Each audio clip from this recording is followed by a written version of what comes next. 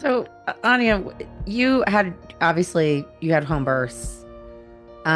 Is that how you were first exposed to what a doula was? Like, did you know what it was? Did you have this idea in your head even before you had kids that you're like, I'm gonna use a doula, and two, maybe I'll become a doula too. Like, what was that like for you to even come Well, so across this I whole concept? I was introduced to the concept of a doula when I was working with a midwife in my first pregnancy. Hmm. But you have to pay out of pocket to have a home birth. It's not. It's becoming more. Insurance is seeing a need for it and covering it, but everything was out of pocket at this time, and so I didn't choose to spend the extra money to hire a doula. But ironically, there was a gal that was training to become a midwife, and she was a doula. And they asked me if it was okay if she came to my birth to get, as part of her certification. And I said, yeah, that's fine. And she ended up being my saving grace and she was such a blessing and became my friend and also became my midwife for the two births after my first one. And so that was really my first experience with a doula. And I had a very, loving husband for the experience. But even he was like a deer in the headlights. And just there was a certain point when it's an intense or can be an intense experience. And, he really just didn't know how to support me and didn't know what to do. And at that point, my doula, she was just everything. We actually kind of arm wrestled to get through like the last little part of it. And so I think that was when I really realized how amazing these women were that were supporting me and got me through, the birthing process and made it, again, such a peaceful and empowering experience.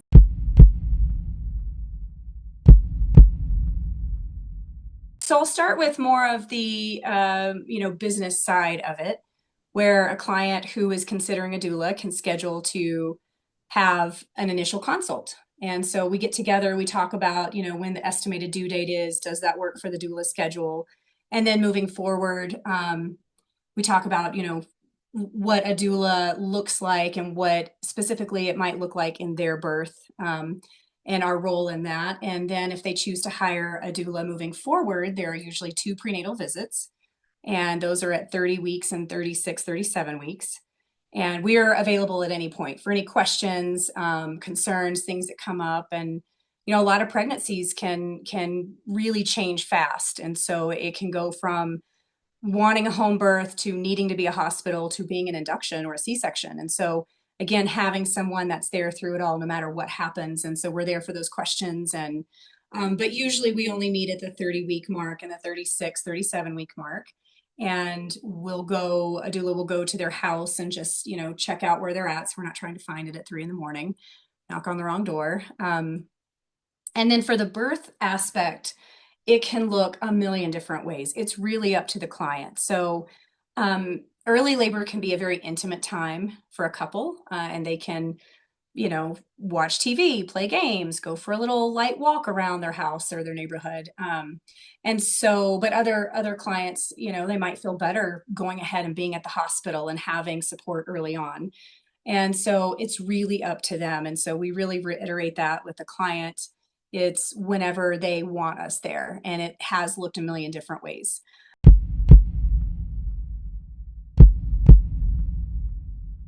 So you only meet with them twice before the actual birth. I feel like there's a lot to go through in those meetings. Can you give us kind of an example of the things you actually talk about, like the questions you ask them and like the topics you discuss for that? Yeah. It's yeah. Um, so we really like to get to know the clients. We do try to do as in depth as possible during those two meetings. And like I said, we can do an initial client consult, but until they hire us, we try not to go too in depth. And then once we do, we're asking questions about, their personality. What do they do when they're in stressful situations? What are their birth expectations and hopes? What are they hoping that their birth plan looks like? And just going over a lot of those as well for the partner, because sometimes partners have ways of coping that will come in handy to be aware of. And so let's say that there's a dad that has high anxiety, and when he feels stressed, he needs physical exercise or activity. And so knowing that and being able to say, hey, this is a really good time to step outside the room, go for a little walk around the hospital, grab something to eat and come back, and just being aware and learning our clients. And so when a doula really learns the clients and their personalities, and again, how they cope, and their birth expectations, we can kind of get an idea of how we will support them specifically.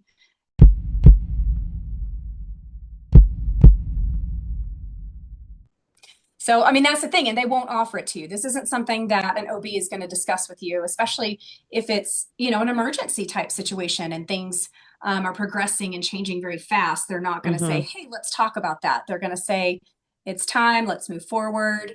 But talking about all of these different possibilities ahead of time is really, again, a big role of a doula. And I don't think, a lot of clients know the in general birth process, but they haven't gone down each specific, topic and different things that could happen in the birth process. And so talking about those ahead of time, feeling where the client is at, and what their, what their thoughts on it, opinions are on it, if that were to happen, and how we can help still make that an empowering experience.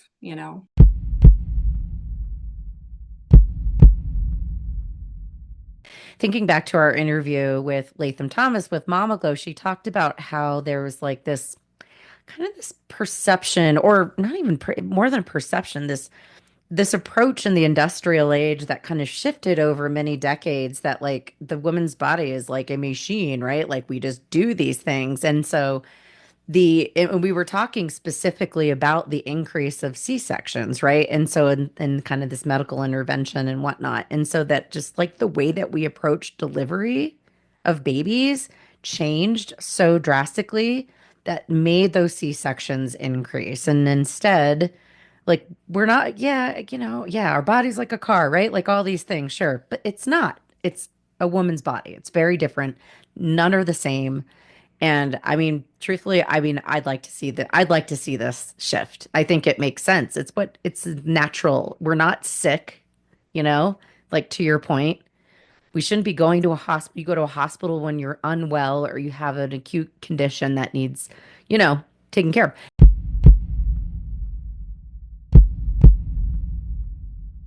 What is your favorite thing? Like, what is your absolute favorite thing about being a doula? Huh. I love how empowered women feel. I know I keep saying that one too. A lot of these things, I'm really reiterating the same things over and over, but it is a big part of it.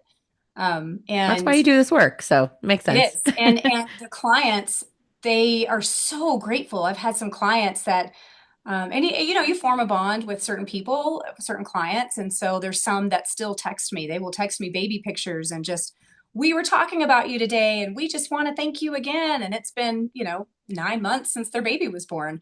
And so I put the ladies that helped me through my birth on a pedestal. I'm very grateful for them. I know what they sort of sacrificed in their own personal lives to be there, because my births were all 24 hours. And then they say that it gets shorter with each birth. Well, I call bull on that, because my last birth was still 17 hours. Oh boy. Wow. For my fourth one. And so, but these women were with me for a significant amount of time, and they're giving up whatever. And they're seeing me, in my most raw, it could be taken as humiliating form as a woman. I mean, you're in the thick of it, and they are just so loving. Usually, women that are in this industry, they're just so empathetic and loving. And so then they in turn have such gratitude. And so I love that I get the gratitude from these clients for being there, but also I think they underestimate their own ability, their own strength. I mean, they're the ones who did it, no matter how the birth unfolded. It takes so much as a woman to be able to bring life into this world.